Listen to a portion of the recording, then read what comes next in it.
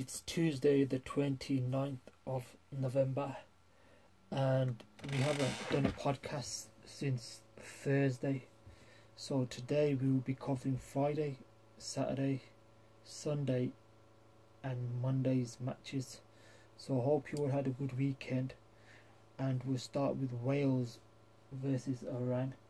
So this was a match played on Friday, and this was the first match of the day, I think 10 a.m. and Gareth Bale winning his 110th cap for Wales, which is a new record. He overtook Chris Gunter, who started on the bench. So Bale has the most caps for Wales now, and very poor from Wales. I think the whole match, very creativity just wasn't there, and Iran scored those late goals to win it, and deservedly they won it as well, with Hennessy getting sent off. I think it was like something like 84th minute, and I think the referee gave him a yellow card first, but VAR checked the VAR and it turned it into a red. So Iran scored their first goal. What was it? The 98th minute. Cheshmi with the first goal of this World Cup that was scored from outside of the box. So very good finish, and Iran were piling on the pressure, especially after Hennessy got sent off, and it looked sometimes as odd that they were rushing when they could have took an extra touch or just had a bit more patience. But it was an excellent strike from Cheshmi. I think it was a first time hit from outside the box. Maybe Danny Ward, you could say, could do better, but I think we'll have to give him the benefit of that just because it was such a good strike. Hennessy, very first red card of the tournament, that was Hennessy's, and he became only the third goalkeeper to be sent off in World Cup history, after Paliuca for Italy vs Norway in 1994 and Kune for South Africa vs Uruguay in 2010. So only the third goalkeeper, which, if you think how long the World Cup's been going, it's quite a good feat, or quite surprising more than good. So yeah, Iran with a big victory there, and they looked all but out Wales. But later on that day, England vs USA, and this was a match that I didn't actually watch, well, not properly because I was out, so didn't get a chance to watch it. I was going to come home to watch the second half at home, but got delayed, so I couldn't really say how the match went because it's just in and out. But a lot of people said that it was a negative stance from England, and Phil Foden didn't come on either, and apparently USA played very well. So that has brought Wales back into it now. Obviously Wales play England today, so I think Wales need a 4-goal swing to beat England by 4 goals, something like that. But obviously after the Iran match, Wales looked down and out, but that England vs USA result has given them a lifeline now, so you never know. They looked like, a lot of people are saying, an aging team, but that impetus now could, you never know. I don't think anyone thinks they're going to beat England 4-0, but at least it's made the match put something on the match rather than the match being a dead rubber, so to speak. So yeah, then we came to Saturday, and we were at training, so we didn't watch the first 2 matches of the day. Lewandowski for Poland getting his, I think he got an assist as well in this match, and he scored his first goal in a World Cup, so that must have been a relief for him, and you know, something to put on his career notebook. And so Saturday night we had the Mexican standoff, like we said, between Argentina and Mexico, and this was a big game. And I thought Argentina were very poor in the first half. Both teams weren't great, to be honest, and it was just maybe there was too much tension riding on the match. But Lionel Messi came to Argentina's rescue And what minute did he score that goal in? Let me just check. It was, I actually got it down here, goal 2. So I think it was the 63rd minute that Messi scored the goal in, and it was a pass from Di Maria from the right hand side. Di Maria cut onto his left foot, passed it to Lionel Messi, who was just like about 25 yards out. Very good first touch to put it onto his left foot for a first time shot. So one touch to control it, and then the second touch was a shot in the bottom corner. Don't think it was the cleanest hit, but as he's done many times in his career, Lionel Messi with incredible accuracy to get in the corner, and that I think just lifted and took a weight off Argentina's shoulders and gave them that extra boost to go on. So they won that match 2-0. Messi assist for Fernandez, who scored another beauty from a short corner. It was built from there, and poor defending from Mexico really for that as well. But yeah, so Argentina got out of there. Big pressure match for them that was. And like I said, the first half was poor, and for me, one of the problems is getting Messi into certain positions on the pitch, where I think he had a couple of times where he got the ball and he passed it out wide, and then he created an opportunity for the crosser to either pull it back or put a cross into the box. Them are the kind of positions that you have to get Messi in. He can't be at his age 50 yards away from the goal. You have to get him the ball 30 yards out. So if you beat somebody, the person has trouble getting back at him, or he can get a foul in and around the box.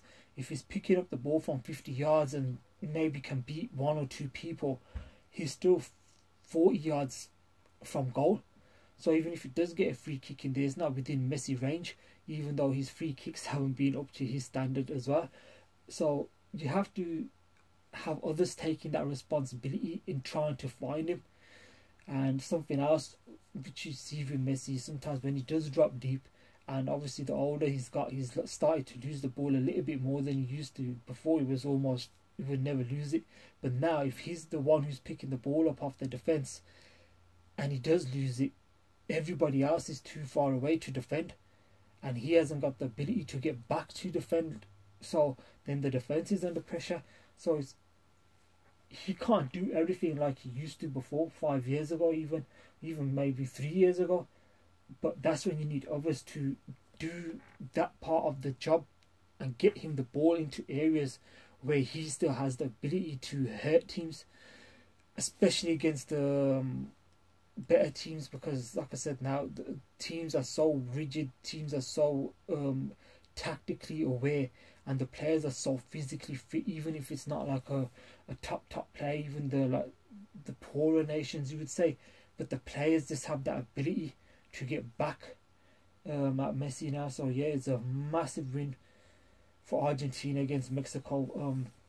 Let's get back to France. France were the first team to qualify, and Mbappe again. So I think Mbappe might be looking to get player of the tournament, maybe even top scorer. And if that does happen, then you'd have to say that you'd be looking at France getting into the semi-finals or finals for him to do that. So personally, for me, it was a big relief for Argentina, and we still have one more match to go before they can get through the group. So hopefully that's kind of turned the tide in terms of momentum with them as well, and let off that a bit of extra pressure, so they can play hopefully a little bit more freely. Players are getting a little bit more fitter, like Romero, a bit more game time. So yeah, see what happens tomorrow with them. And on Sunday, Sunday we had some early matches as well, which we were at, and Belgium versus Morocco. So Morocco got an upset against Belgium, but Belgium, even against USA, you could see the legs. And I'm not sure how this match went because we didn't watch the first 2 matches, but I heard that De Bruyne was, I don't know whether it was a month ago or was more recent than that, where he said something about the players being too old for Belgium to win it. So you never want to hear stuff like that, especially I think you must be the captain or one of your top players. Belgium. I'm not sure who are they going to play next, but I think they might be they could be in a bit of trouble. Let's say Belgium. And Croatia vs Canada as well.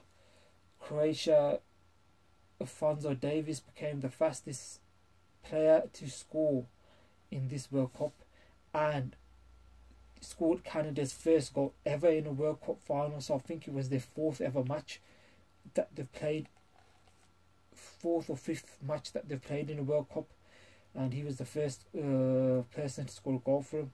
So yeah, just going back quickly, I'm just looking, and Messi scored in his last 6 matches for Argentina, and 21st World Cup match for Messi as well, which was equaling Maradona's record.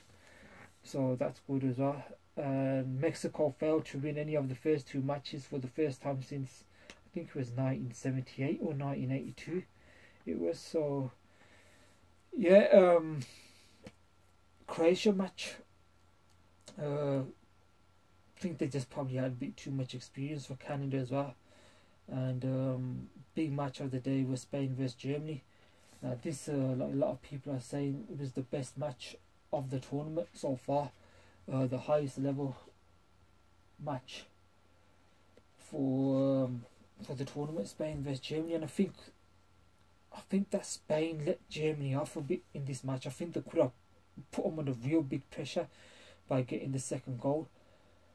Morata came on to score the goal, assisted from Jordi Alba from the left. It was a near post finish. You always think our goalkeeper's getting beat at the near post, but I don't think there was much Neuer could have done about that. And then the equaliser for Germany from Füllkrug, the sub, and that was in the 82nd minute. And I think it was Sane played a ball into Musiala, who had a good touch, but the ball fell loose to Füllkrug and he smashed it into the far side. And it was a very, very good finish for the equaliser, nothing the goalkeeper could do. And not too long before that, Musiala was in a very, very similar situation to that goal that Germany scored, but he blasted it straight at the goalkeeper. So I think somebody was saying in terms of Musiala, he just smashes the ball, whereas looking for the accuracy would be better. Or I think he could have even gone a cross goal for that, but he just smashed it at the goalkeeper and Simon saved it, so it came off his arm. The goalkeeper Simon is scaring me a bit in terms of his distribution from not goal kicks, but when the ball's being played back to him and he's playing at the back, looks like sometimes it looks like risky or like just not good enough, and he's getting himself a couple of instances into a bit of trouble. So that could be something that comes to bite Spain. But yeah, a good match. And Sane, when he came on, looked quite lively, like I said, cutting in and those penetrating little balls in. So Germany have got a lifeline now as well. So it'll be interesting to see if they do go through as well. Spain, like I said, Spain could have put them in some real bother.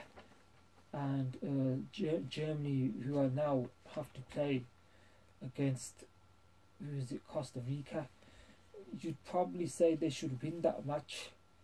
But then again, Costa Rica, I'm pretty sure they beat Japan. So there's open for a lot of teams. It's still open for a lot of teams and a lot of results. And I haven't calculated all the goals, but I think in the last round of matches, the goals maybe seem to have been picking up in terms of maybe teams needing to know what they have to do and maybe having to attack more as well. So that was Sunday's matches, and we'll move on to, what was it, Monday's matches, which Cameroon vs Serbia, which ended 3-0. So we've missed that match as well. And South Korea vs Ghana, because it was out.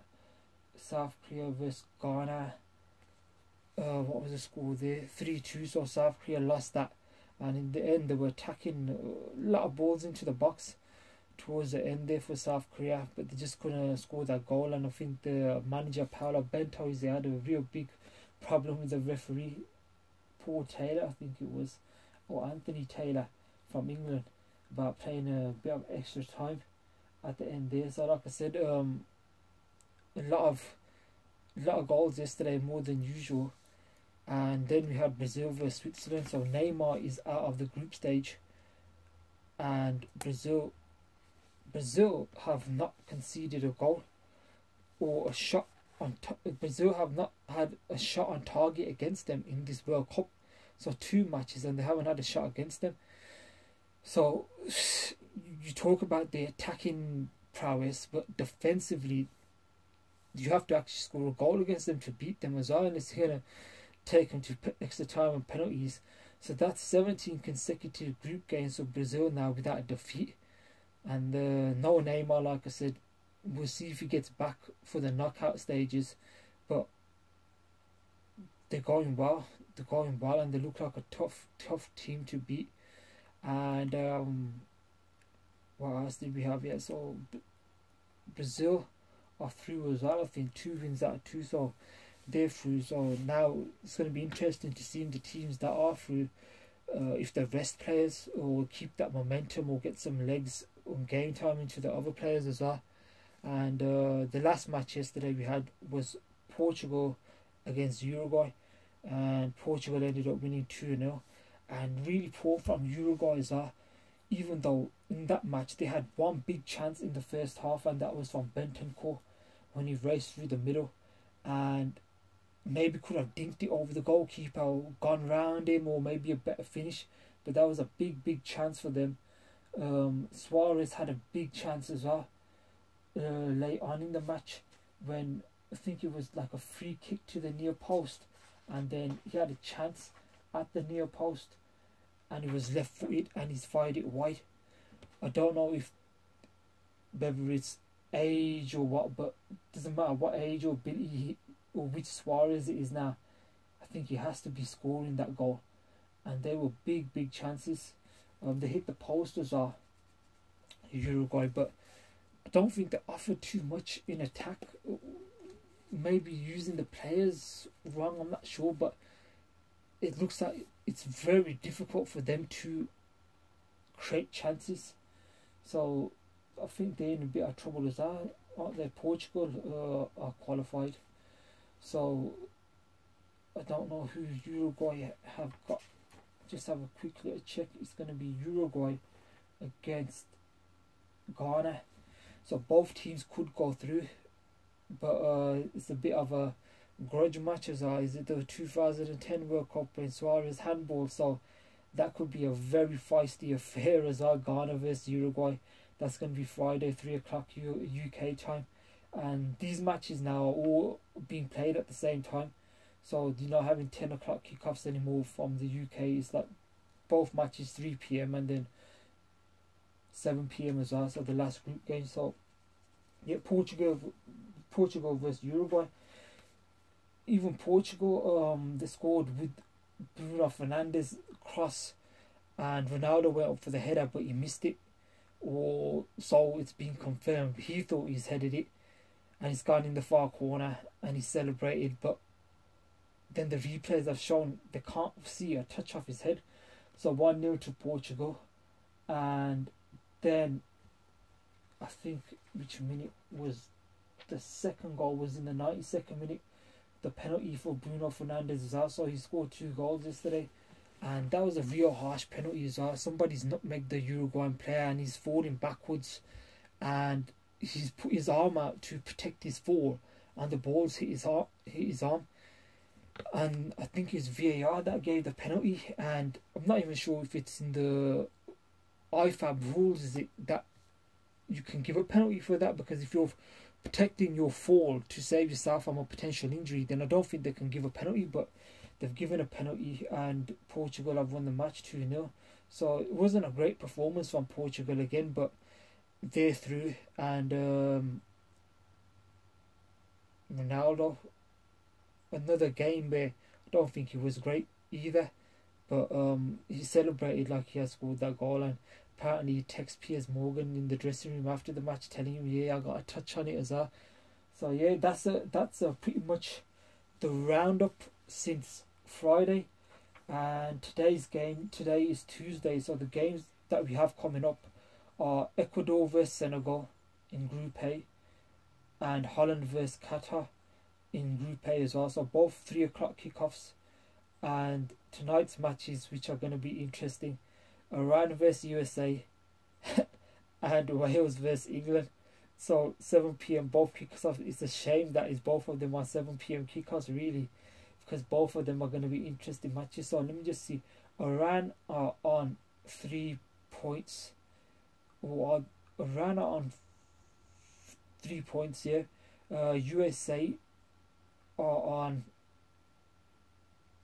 let's just 2 points, I think.